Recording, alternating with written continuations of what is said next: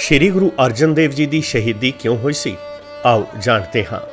ਕੌਮ ਦੀਆਂ ਨੀਹਾਂ ਪੱਕੀਆਂ ਕਰਨ ਲਈ, ਦੁਖੀਆਂ ਮਜ਼ਲੂਮਾਂ ਦੇ ਹੰਝੂ ਪੂੰਝਣ ਲਈ, ਆਰਿਆਂ ਦੇ ਦੰਦਿਆਂ ਦੇ ਮੂੰਹ ਮੋੜਨ ਲਈ, ਰੰਬੀਆਂ ਨੂੰ ਖੁੰਡੇ ਕਰਨ ਅਤੇ ਫਾਂਸੀ ਦੇ ਤਖਤਿਆਂ ਨੂੰ ਚਕਨਾਚੂਰ ਕਰਨ ਲਈ ਸਿੱਖ ਧਰਮ ਦੇ ਵਿੱਚ ਵੱਖ-ਵੱਖ ਸੂਰਮਿਆਂ ਨੇ ਆਪਣੀਆਂ ਸ਼ਹੀਦੀਆਂ ਦਿੱਤੀਆਂ। ਇਹਨਾਂ ਮਰਜੀਵੜਿਆਂ ਨੂੰ ਕੁਰਬਾਨ ਹੋਣ ਦੀ ਜਾਚ ਸ਼ਹੀਦਾਂ ਦੇ ਸਿਰਤਾਜ ਪੰਚਮ ਪਾਤਸ਼ਾਹ ਸ਼੍ਰੀ ਗੁਰੂ ਅਰਜਨ ਦੇਵ ਮਹਾਰਾਜ ਨੇ ਦੱਸੀ, ਜਿਨ੍ਹਾਂ ਨੂੰ ਸ਼ਹੀਦਾਂ ਦੇ ਸਿਰਤਾਜ ਕਹਿ ਕੇ ਸਤਿਕਾਰ ਦਿੱਤਾ ਜਾਂਦਾ ਹੈ, ਜਿਨ੍ਹਾਂ ਨੇ ਤੱਤੀ ਤਵੀ ਉੱਤੇ ਚੌਂਕੜਾ ਲਾ ਕੇ ਪ੍ਰਭੂ ਪਰਮਾਤਮਾ ਦਾ ਭਾਣਾ ਮਿੱਠਾ ਕਰਕੇ ਮੰਨਦਿਆਂ 1606 ਈਸਵੀ ਵਿੱਚ ਆਪਣੀ ਅਦੁੱਤੀ ਸ਼ਹਾਦਤ ਦਿੱਤੀ ਸੀ। ਜੇਕਰ ਸ਼੍ਰੀ ਗੁਰੂ ਅਰਜਨ ਦੇਵ ਜੀ ਮਹਾਰਾਜ ਦੇ ਸ਼ਹੀਦੀ ਦੇ ਕਾਰਨਾਂ ਦੀ ਗੱਲ ਕਰੀਏ ਤਾਂ ਇਤਿਹਾਸਕਾਰਾਂ ਦੀ ਰਾਏ ਵੱਖੋ ਵੱਖਰੀ ਹੈ।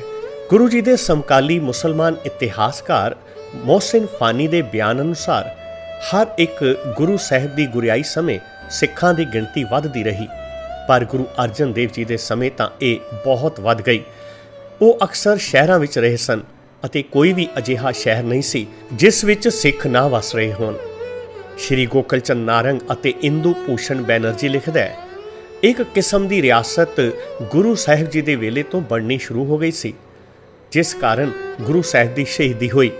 ਮਿਸਟਰ ਮੈਲਕਮ ਲਿਖਦਾ ਹੈ, ਗੁਰੂ ਅਰਜਨ ਜੀ ਪਹਿਲੇ ਗੁਰੂ ਸਨ ਜਿਨ੍ਹਾਂ ਨੇ ਅਸੂਲਾਂ ਨੂੰ ਖਾਸ ਮਰਿਆਦਾ ਵਿੱਚ ਬੰਨ੍ਹਿਆ।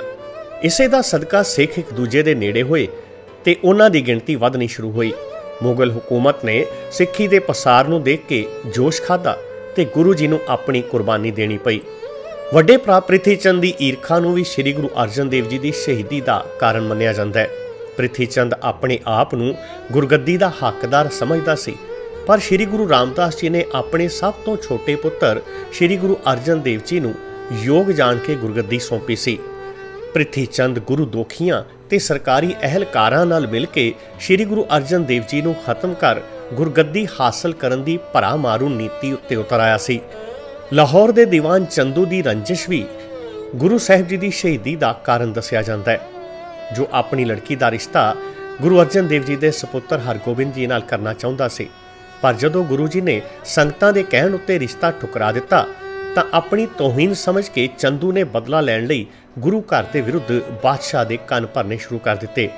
ਨਕਸ਼ਬੰਦੀਆਂ ਦਾ ਵਿਰੋਧ ਵੀ ਸ਼੍ਰੀ ਗੁਰੂ ਅਰਜਨ ਦੇਵ ਜੀ ਦੀ ਸ਼ਹੀਦੀ ਦਾ ਇੱਕ ਕਾਰਨ ਮੰਨਿਆ ਗਿਆ। ਨਕਸ਼ਬੰਦੀ ਕੱਟੜ ਮੁਸਲਮਾਨਾਂ ਦੁਆਰਾ ਆਰੰਭ ਕੀਤੀ ਗਈ ਇੱਕ ਲਹਿਰ ਸੀ, ਜਿਸ ਦਾ ਮੁਖੀ ਸ਼ੇਖ ਅਹਿਮਦ ਸਰਹਿੰਦੀ ਸੀ। ਮਕਤੂਬਾਤ ਇਮਾਮ ਰੁਬਾਨੀ ਵਿੱਚ ਦਰਜ ਸ਼ੇਖ ਸਰਹਿੰਦੀ ਦੇ ਖੱਤ ਨੰਬਰ 193 ਅਨੁਸਾਰ, ਗੋਇੰਦਵਾਲ ਦੇ ਭ੍ਰਿਸ਼ਟ ਕਾਫਰ ਗੁਰੂ ਅਰਜਨ ਸਾਹਿਬ ਦੀ ਸ਼ਹਾਦਤ ਸਾਡੀ ਇੱਕ ਵੱਡੀ ਪ੍ਰਾਪਤੀ ਅਤੇ ਜਿੱਤ ਹੈ, ਜੋ ਸਮੂਹ ਮੁਸਲਮਾਨਾਂ ਲਈ ਬੜੇ ਫਾਇਦੇ ਅਤੇ ਵਾਧੇ ਦੀ ਘਟਨਾ ਹੈ। ਦਬਿਸਤਾਨੇ ਮੁਜ਼ਾਹਿਬ ਦਾ ਕਰਤਾ ਲਿਖਦਾ ਹੈ ਕਿ ਜਹਾਂਗੀਰ ਬਾਦਸ਼ਾਹ ਨੇ ਸ਼ਹਿਜ਼ਾਦਾ ਖੁਸਰੋ ਨੂੰ ਗ੍ਰਿਫਤਾਰ ਕਰਨ ਉਪਰੰਤ ਬਾਗੀ ਸ਼ਹਿਜ਼ਾਦੇ ਖੁਸਰੋ ਦੇ ਹੱਕ ਵਿੱਚ ਦੁਆ ਕਰਨ ਵਾਲੇ ਸ਼੍ਰੀ ਗੁਰੂ ਅਰਜਨ ਦੇਵ ਜੀ ਦੀ ਗ੍ਰਿਫਤਾਰੀ ਕਰਕੇ ਉਹਨਾਂ ਪਾਸੋਂ ਬਹੁਤ ਵੱਡਾ ਜੁਰਮਾਨਾ ਮੰਗਿਆ, ਜੋ ਕਿ ਗੁਰੂ ਸਾਹਿਬ ਨਾ ਦੇ ਸਕੇ। ਇਸ ਲਈ ਉਹਨਾਂ ਨੂੰ ਸ਼ਹੀਦ ਕਰਨਾ ਪਿਆ। ਇਹ ਸਾਰੀਆਂ ਗੱਲਾਂ ਬਿਲਕੁਲ ਬੇਬੁਨਿਆਦ ਹਨ, ਕਿਉਂਕਿ ਸ਼੍ਰੀ ਗੁਰੂ ਅਰਜਨ ਦੇਵ ਜੀ ਦੀ ਸ਼ਹੀਦੀ ਦਾ ਪ੍ਰਮੁੱਖ ਕਾਰਨ ਜਹਾਂਗੀਰ ਦੀ ਧਾਰਮਿਕ ਕੱਟੜਤਾ ਸੀ।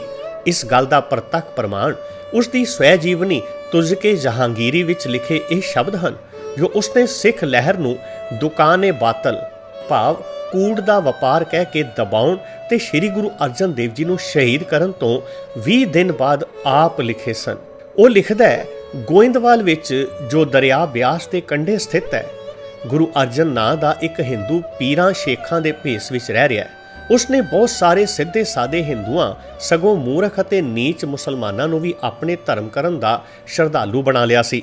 ਲੋਕ ਉਸ ਨੂੰ ਗੁਰੂ ਆਖਦੇ ਸਨ ਅਤੇ ਉਸਨੇ 3-4 ਪੀੜ੍ਹੀਆਂ ਤੋਂ ਇਹ ਦੁਕਾਨ ਸਿੱਖ ਲਹਿਰ ਰੂਪੀ ਚਲਾਈ ਹੋਈ ਸੀ। ਮੈਂ ਹੁਕਮ ਦਿੱਤਾ ਕਿ ਉਸ ਨੂੰ ਹਾਜ਼ਰ ਕੀਤਾ ਜਾਏ ਜਾਂ ਉਸ ਨੂੰ ਇਸਲਾਮ ਦੇ ਘੇਰੇ ਵਿੱਚ ਦਾਖਲ ਕਰ ਲਿਆ ਜਾਏ।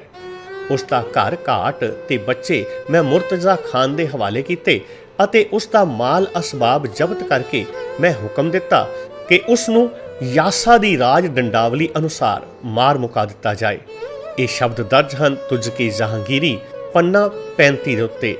ਇੱਕ ਸਮਕਾਲੀ ਵਿਦੇਸ਼ੀ ਮਿਸ਼ਨਰੀ ਫਾਦਰ ਫਰਦੀਨੰਦ ਗੁਏਰੈਰੋ ਦੀ 25 ਸਤੰਬਰ 1606 ਨੂੰ ਲਾਹੌਰ ਤੋਂ ਆਪਣੇ ਦੇਸ਼ ਵੱਲ ਲਿਖ ਭੇਜੀ ਅਤੇ ਸਨ 1609 ਵਿੱਚ ਲਿਜ਼ਬਨ ਪੁਰਤਗਾਲ ਵਿਖੇ ਪ੍ਰਕਾਸ਼ਿਤ ਹੋਈ ਇੱਕ ਚਿੱਠੀ ਅਨੁਸਾਰ ਜਦੋਂ ਬਾਦਸ਼ਾਹ ਜਹਾਂਗੀਰ ਨੇ ਸ਼ਹਿਜ਼ਾਦਾ ਖੁਸਰੋ ਨੂੰ ਫੜ ਲਿਆ ਸੀ ਤਾਂ ਉਸਨੇ ਗੁਰੂ ਅਰਜਨ ਦੇਵ ਨੂੰ ਬੁਲਵਾ ਕੇ ਇੱਕ ਅਮੀਰ ਮੂਰਤੀ ਪੂਜ ਦੇ ਹਵਾਲੇ ਕਰ ਦਿੱਤਾ ਸੀ।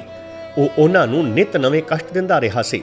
ਇਸ ਤਰ੍ਹਾਂ ਸਿੱਖਾਂ ਦੇ ਉਹ ਨੇਕ ਪੋਪ ਗੁਰੂ ਅਰਜਨ ਦੇਵ ਜੀ ਦੁੱਖ ਤਸੀਹੇ ਤੇ ਨਿਰਾਦਰੀਆਂ ਸਹਾਰਦੇ ਹੋਏ ਕੁਰਬਾਨ ਹੋ ਗਏ ਸਨ।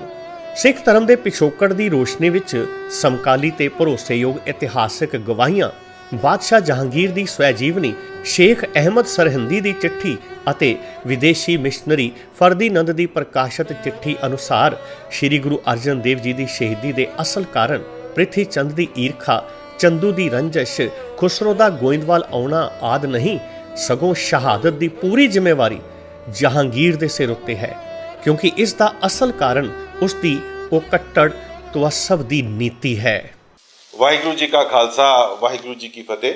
ਸਿੱਖ ਇਤਿਹਾਸ ਨੂੰ ਸੰਸਾਰ ਭਰ ਦੇ ਵਿੱਚ ਪਹੁੰਚਾਉਣ ਦਾ ਸਾਡਾ ਇਹ ਉਪਰਾਲਾ ਜੇ ਆਪ ਜੀ ਨੂੰ ਚੰਗਾ ਲੱਗਿਆ ਤੇ ਇਸ ਵੀਡੀਓ ਨੂੰ ਵੱਧ ਤੋਂ ਵੱਧ ਸ਼ੇਅਰ ਕਰੋ ਅਤੇ ਸਿੱਖ ਗੁਰੂ ਸਾਹਿਬਾਨ, ਸਿੱਖ ਜਰਨੈਲਾਂ ਦੇ ਇਸ ਵਡਮੁੱਲੇ ਇਤਿਹਾਸ ਦਾ ਅਨੇਕਾਂ ਵੀਡੀਓਆਂ ਜਿਹੜੀਆਂ ਗੁਰਦੁਆਰਾ ਬੰਗਲਾ ਸਾਹਿਬ, ਗੁਰਦੁਆਰਾ ਰਕਾਬਗੰਜ ਸਾਹਿਬ, ਗੁਰਦੁਆਰਾ ਸੀਸਗੰਜ ਸਾਹਿਬ ਅਤੇ ਹਰਮੀਤ ਸਿੰਘ ਕਾਲਕਾ ਫੇਸਬੁੱਕ ਤੇ ਪੇਜ ਤੇ ਜ਼ਰੂਰ ਲਾਈਕ ਤੇ ਸਬਸਕ੍ਰਾਈਬ ਕਰੋ। ਵਾਹਿਗੁਰੂ ਜੀ ਕਾ ਖਾਲਸਾ, ਵਾਹਿਗੁਰੂ ਜੀ ਕੀ ਫਤਿਹ।